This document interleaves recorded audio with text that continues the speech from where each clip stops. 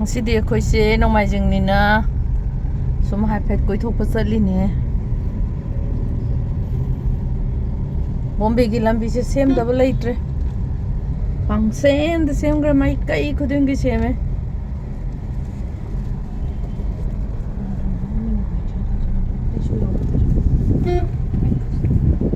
ꯍꯥꯏꯐꯦꯠ ꯁꯨꯝ ꯌꯨꯝꯗ ꯂꯩꯕꯁꯨ ꯁꯨꯝ ꯋꯥꯃꯟꯗꯅ ꯆꯠꯂꯤꯕ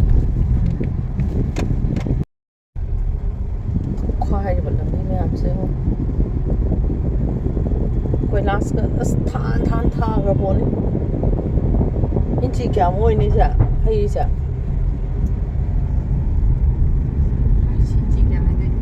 तीन था कितना इंची होएगा भैया क्या ये जो डाला है ना लगाया है ये हाँ कंक्रीट हाँ कंक्रीट कितना इंच का 1 फीट के ऊपर रहता है 1 फीट के ऊपर रहता है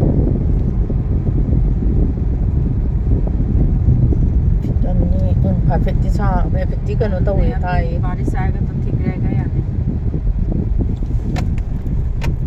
कंक्रीट बारिश jadi यहाँ पोस्ट ना है बनाया ना अभी तो सी यहाँ किया है पोर्ट ना नहीं थोड़ा रास्ता तो ये बारिश में कुछ नहीं होता है इसको कुछ नहीं होएगा सही रहेगा ना डांबर का रहता है वो निकलता है ना अच्छा थोड़ी निकलता पोर्ट होल से नहीं होएगा सी यहाँ पोर्ट नहीं तो कम से कम है। इसमें नहीं होता है पॉट सोली कंक्रीट रोड है डांबर का रोड रहता है ना ꯀꯥꯟꯅꯝ ꯇꯥꯗꯦꯕ ꯑꯩꯈꯣꯏ ꯃꯅꯤꯄꯨꯔꯗꯒꯗꯤ ꯁ꯭ꯇꯦꯖꯁꯦ ꯐꯖꯅ ꯁꯥꯔ ꯇꯧꯋꯤꯗꯅ ꯃꯣꯏꯁꯤꯗꯗꯤ ꯁꯤꯗ ꯂꯦꯞꯄꯒ ꯇꯧꯋꯦꯕ ꯁꯤꯅ ꯁꯣꯞꯄꯤꯡ ꯃꯣꯜ ꯑꯃ ꯐꯤꯅꯤꯛꯁ ꯃꯥꯔꯀꯦꯠ ꯁꯤꯇꯤ ꯑꯅ ꯁꯤꯅ ꯐꯤꯅꯤꯛꯁꯅꯤ ꯐꯤꯅꯤꯛꯁꯅꯤ ꯁꯤꯅ ꯁꯤꯗ ꯅꯠꯇꯦ ꯑꯩꯈꯣꯏꯅ ꯑꯥꯔ ꯁꯤꯇꯤꯗ ꯆꯠꯂꯨꯒꯦ ꯌꯥꯝ ꯅꯛꯑꯦ ꯑꯩꯈꯣꯏꯗꯒꯤ ꯂꯨꯄꯥ 50 ꯈꯛꯇꯅꯦꯕ ꯍꯥ आर सिटी घाट कोपर चतोइनी फिनिक्स मोरी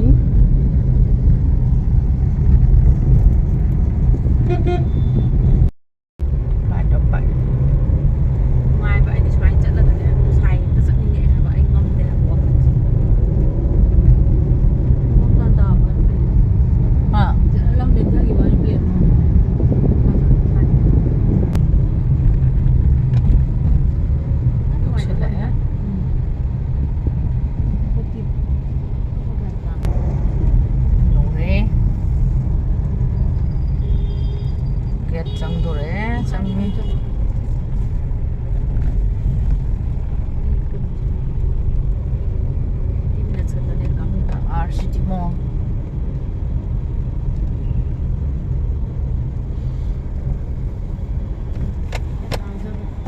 तो यादम 137 ये सुई भी दो ना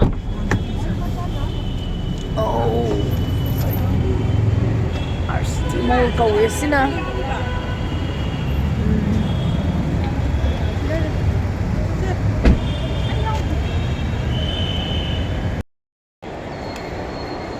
ꯃꯌꯥꯝ ꯆꯥꯟꯁ ꯑꯃꯨꯛꯇꯪ ꯌꯦꯡꯁꯤꯔꯥ ꯈꯪꯗꯦꯗ꯭ꯔꯥ ꯁꯥꯁ ꯋꯥꯍꯩꯗꯣ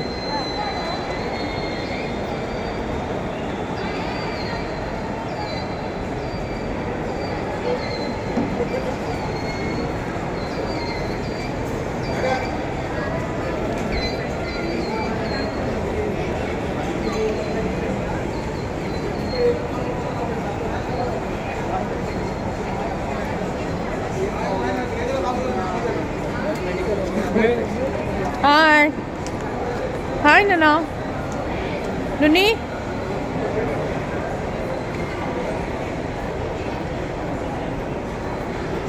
Resort.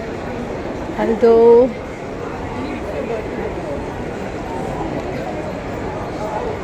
Si yam chawa ꯑꯩꯈꯣꯏꯒꯤ ꯑꯦꯁꯤꯌꯥꯗ ꯃꯁꯤ ꯃꯃꯤꯡ ꯌꯥꯎꯔꯤꯕꯅꯦ ꯁꯤꯒꯤ ꯃꯣꯜꯁꯦ Dyson China Dyson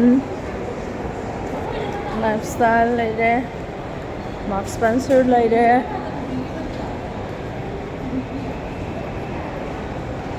Angani di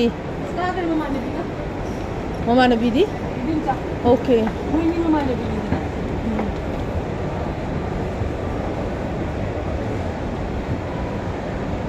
Now.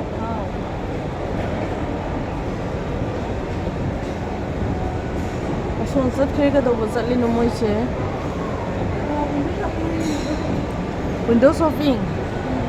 Okay.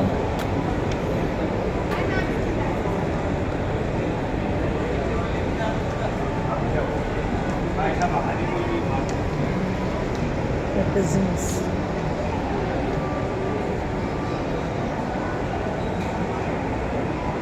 Metro, Levi's, Adidas. Sini Adidas ang awal ni deh, jangan pas na. Sedang macam ni lah. Sisu siapa zina dunia.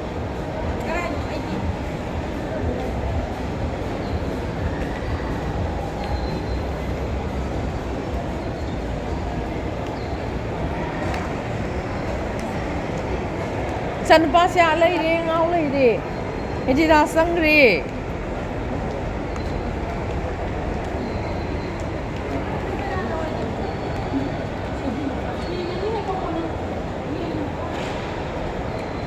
Itu, sini center ni ba, sini center ni bukan, son side ni ba, nom dah ilu ini besar pasuk ngam dia ba, ngam dong mandre ba.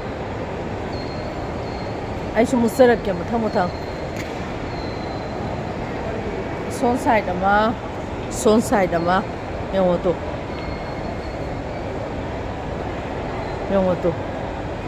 son side ama. Son side ama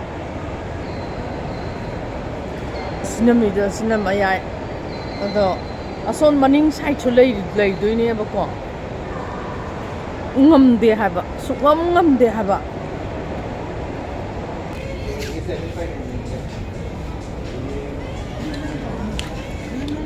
ngam biya na mo ko to jinda ba ta re ai so ai nungai jare Hi Trisha. Hi Trishana. Say hello. Say. Eden. Khangde da ai di. Noi mu ngauza ba se laitre. Ngauza re koi di. Noi mu ngauza laitre. Sina nangi gift yo hai ra.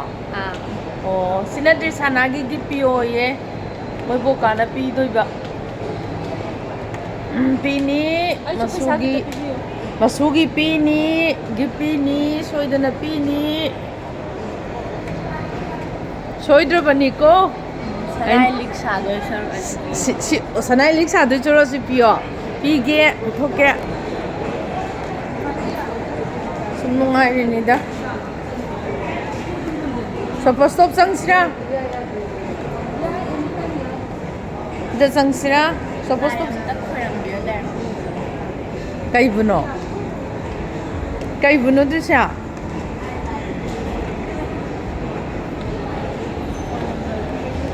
Ay, so na kan digi sino ko. Ay lip liner am talay ke.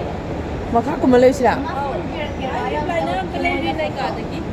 Mama, di sana ay lip liner am talay yung gigin ay kadagi. Mama phone ta picture ay um ta uske mo ita. Ab ta ngay ko. Na cross mo si dakhala mo. Ikaw lang lip liner lang siya. Ano ko pala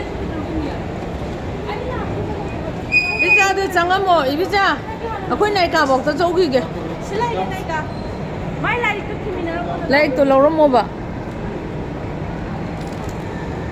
Kumthok ka kumchinga sana loi re. Na jalu niya.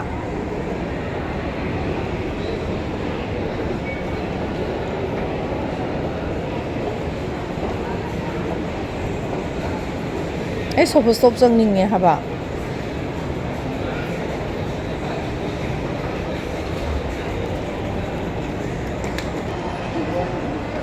Samugge.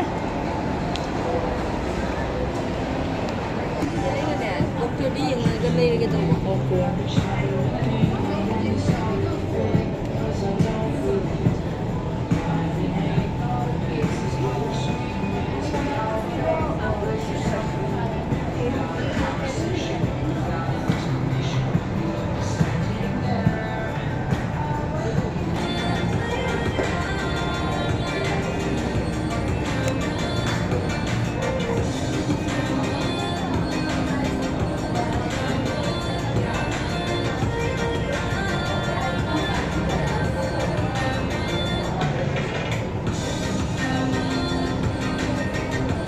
이게?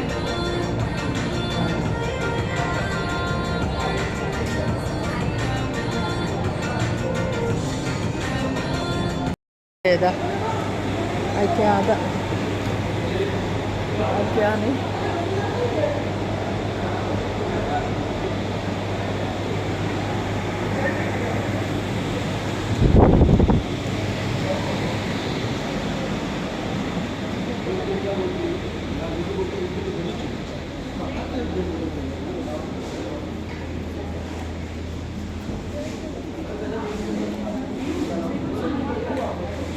마, 너 이거 너무 삼주세요. 나한테 안 좋아하는데 아버지 룸도 어. 시 합정지에 야 달도야 이게 애시다 달래 아이 시시해 지금 불아파 아이 인터넷 먹잖아 나 먹잖아 나 만사 인터넷 먹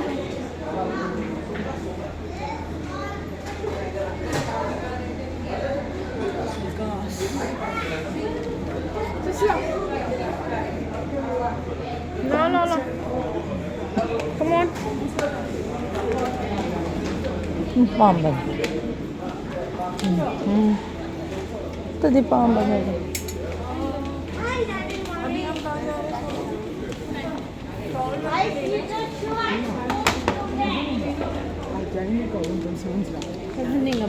생활로 해야 하는데. Right? Sinay amtang di kan ba se dai na hipado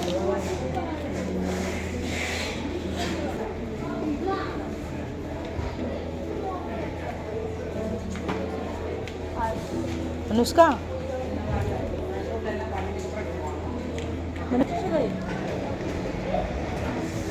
한번 잘 써보고 그냥 갔나 봐 mahagini ese pame hari le dagi se thao hari 이모 올라가네 이모 ha le da se kana di hari 이모 올라가네 맴 si pame ne aktia ai gi di si chap cha jare bu na now ai di si hari ne Today no.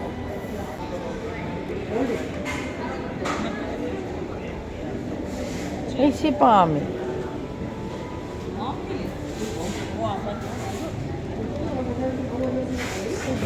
Suga sa yung Pami. Sina, kun ne.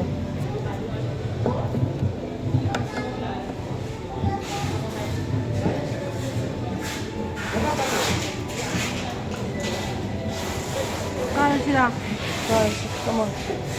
Come on, come on, come on, come on, come on. Michatta mukha rahe.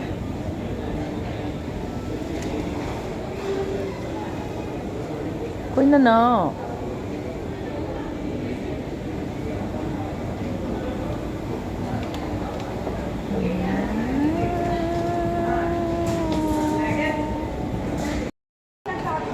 Stop to mukha uge. Hayda. Hayna haydo. Maning da sule to. Haydam ne.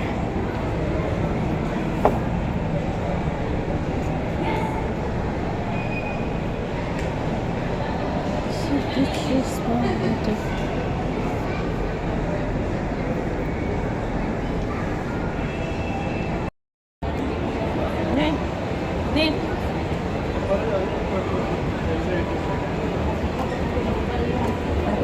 Masuwalin na to isda.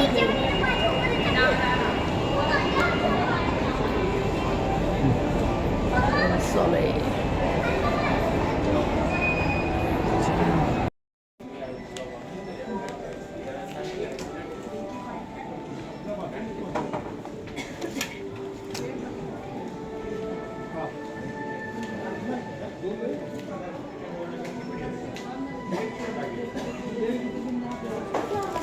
Siyem tang lau sila. Nate. Ano kayo? Return gi. Dirshadi. Siyang panggalang na ako ang nila. Aina angang ne khanzai ko moina angang oidriba.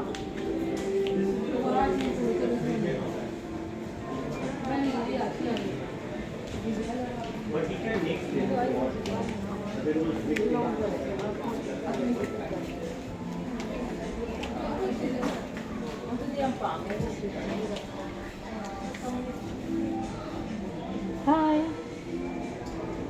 좀 얘기합니다. 신딱 디파면 시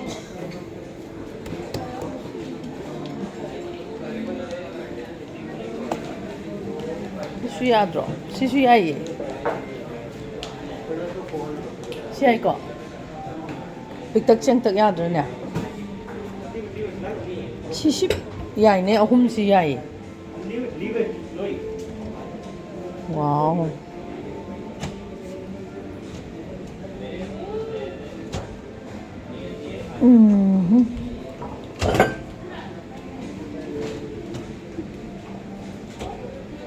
하 아빠 한방 왔던 아이 그래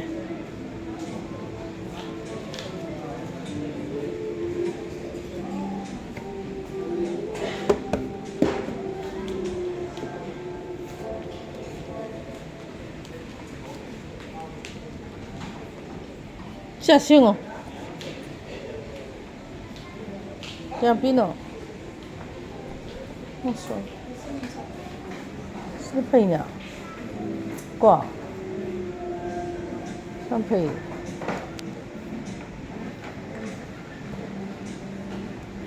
不过老把东西是了，等。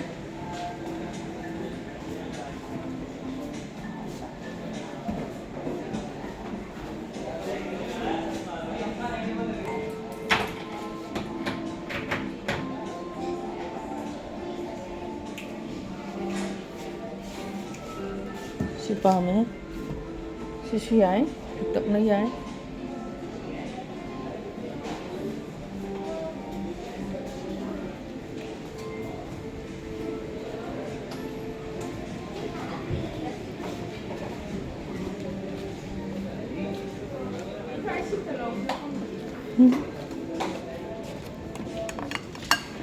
Dear customers, we regret to inform you that we are facing technical difficulties with UPI payments.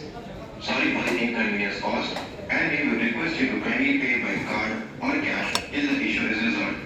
We are trying our best to resolve the issue at our end. Thank you. Siapa? Asal bersih mana?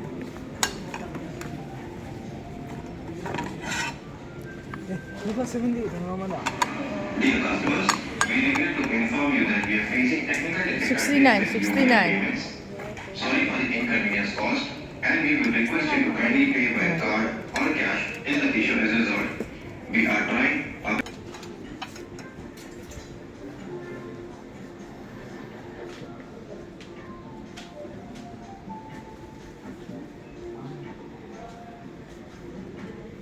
Si ama ni may mga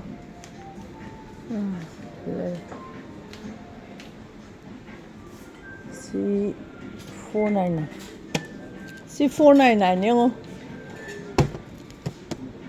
suma sizinada ba hangam da ba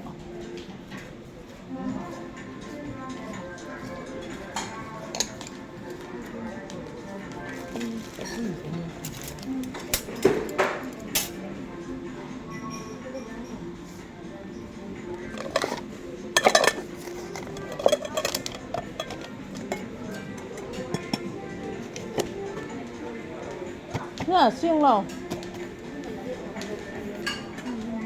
姓了。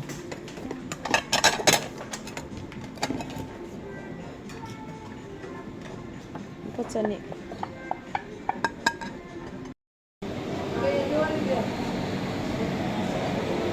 Light nga tan.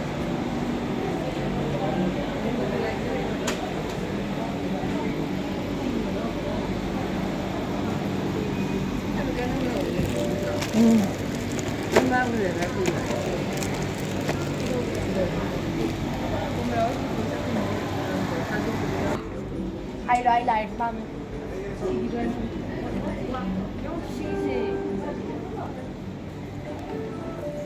얘기?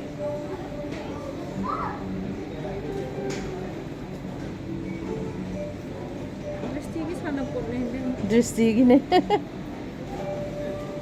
Mga koilin yung Octopus. Si fazeye. Si fazeye di sana.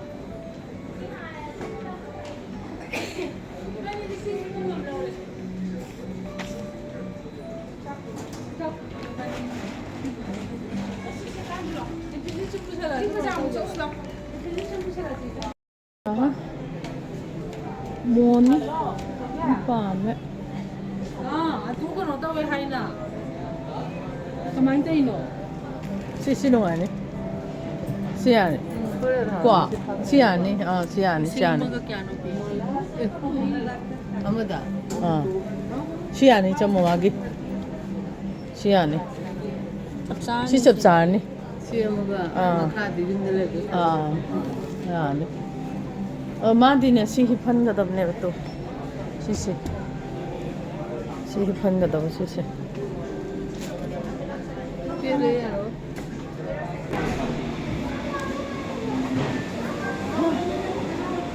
Ay sige galoy juye papa me dinga tanga iba ni Slow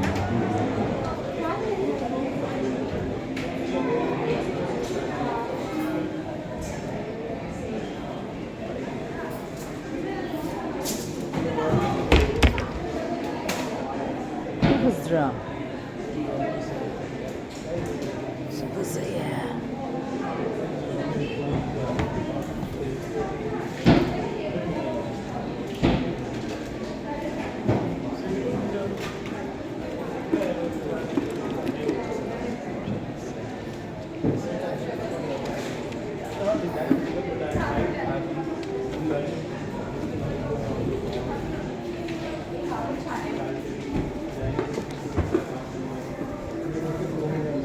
Yes.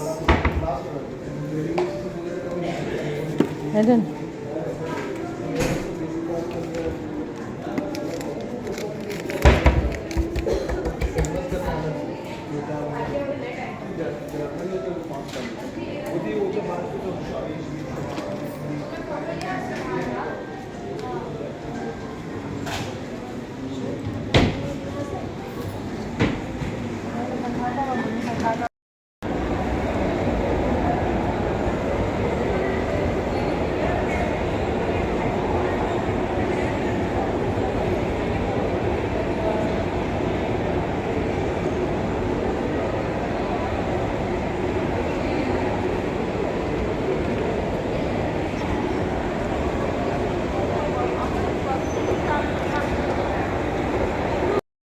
Chowdra.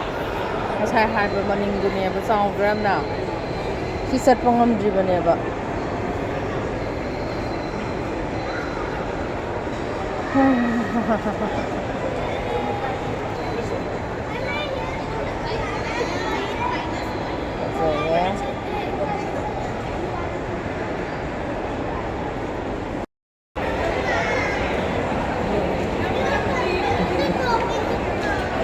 Luni.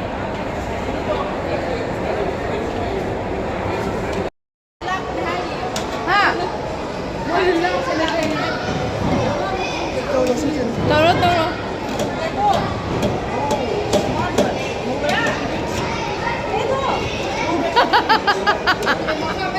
Maningkando.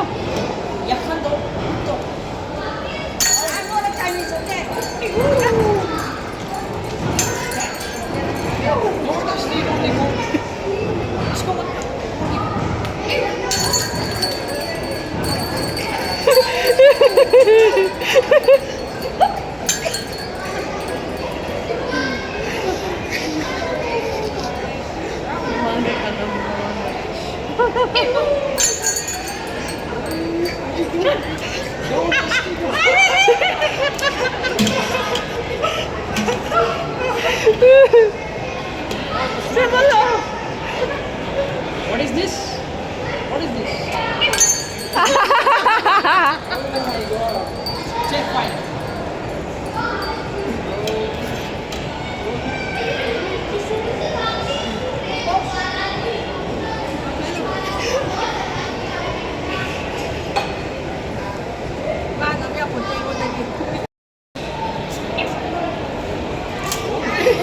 추가하겠노. 지리 추가하겠노 해봐. 지리 추가하겠노. 두바이간 왜?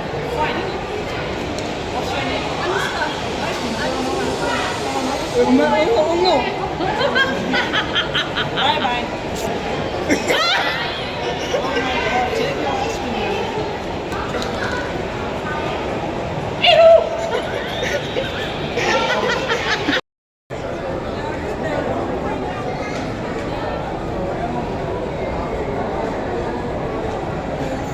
Tuh, wonder siapa akan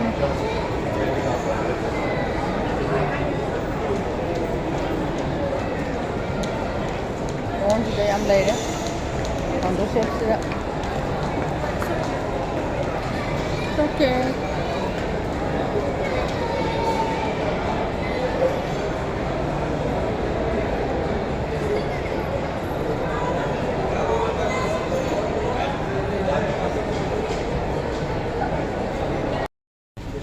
What? Kay pame ba? Let's see the Pazadra. Kasi My Melody. Kuromi, Hello Kitty. nang napame siya masama-sama niya.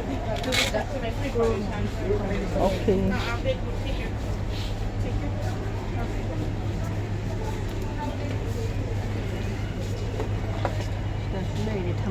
Ano kayo no? Ha na rin.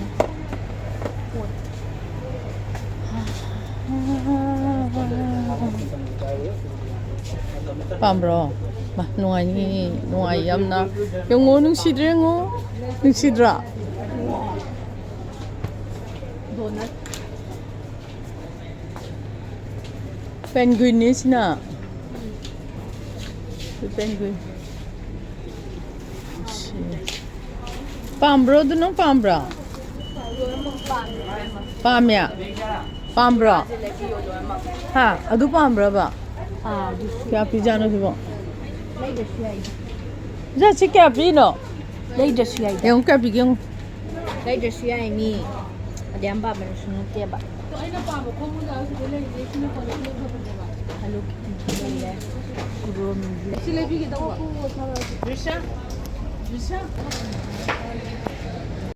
May price pa ito tare.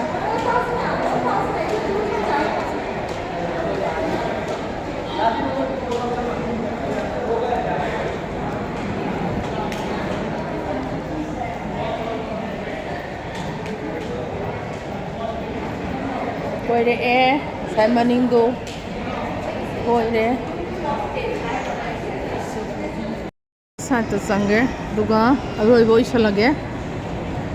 Pwede 정욱이게. Ito ba yung oe? Yung po ito. 699. You. Check out me kan dia papa na. Lai. Yang oh ya.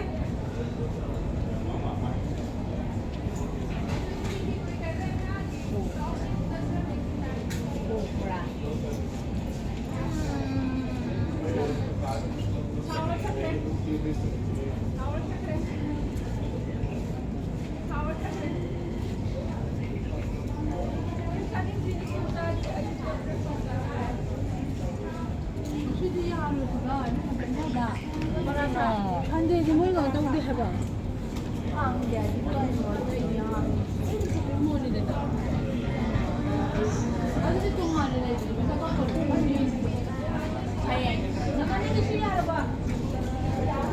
Yani.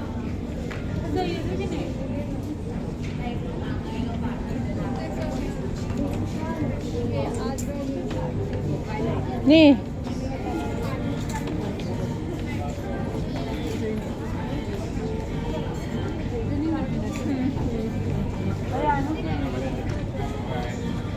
Bentar lagi pulang juga balik ke hotel. Udah jam 4. Ya. Oke.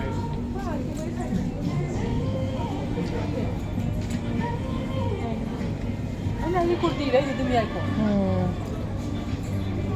Ako yung oversight din. Kusunod na nga. 여기.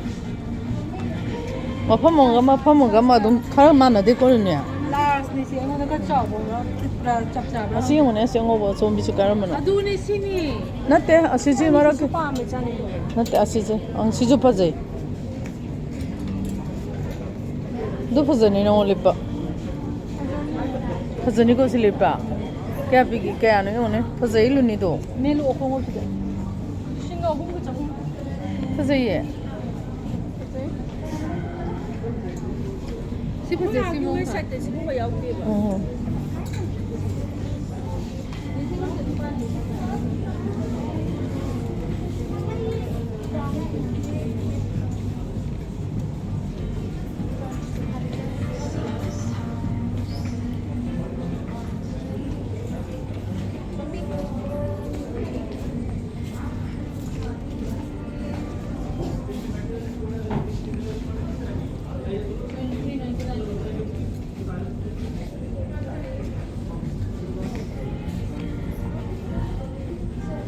Jisti, sino? Jisti ko iki.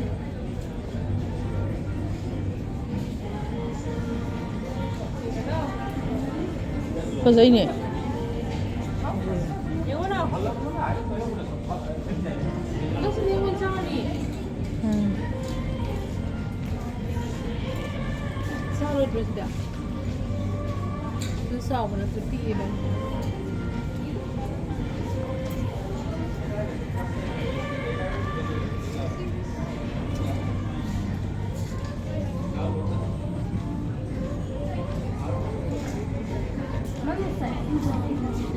Come on. Ratu come fast. Your bag is empty.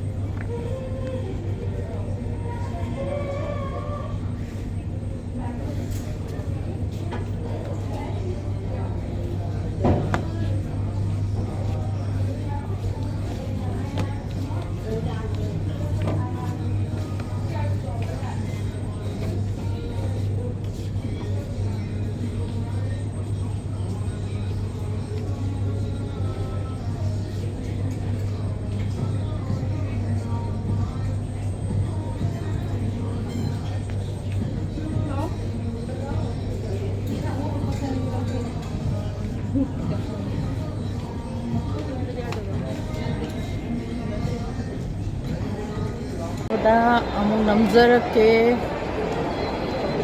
si aina nga sa habdo maningda mayam asobo garden ni phambam lai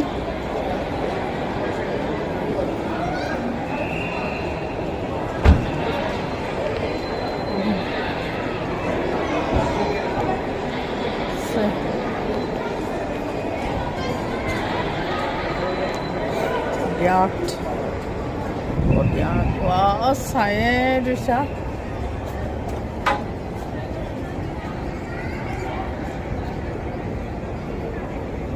Oh, ising kakasay, ising. Lang.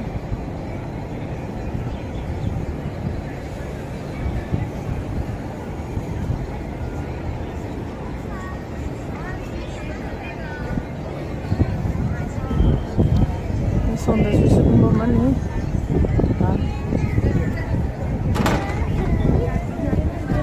Betul oh. Mayam nasigidi. Nay matang side lo sanjarage, khushi yumda hanna batawrage. Matang chaba kanda among mayam ge seba tawjarake. Sigi oina di America gi mathelna makan sum namjabani. Kaki matlana yambu rumjari sunjarage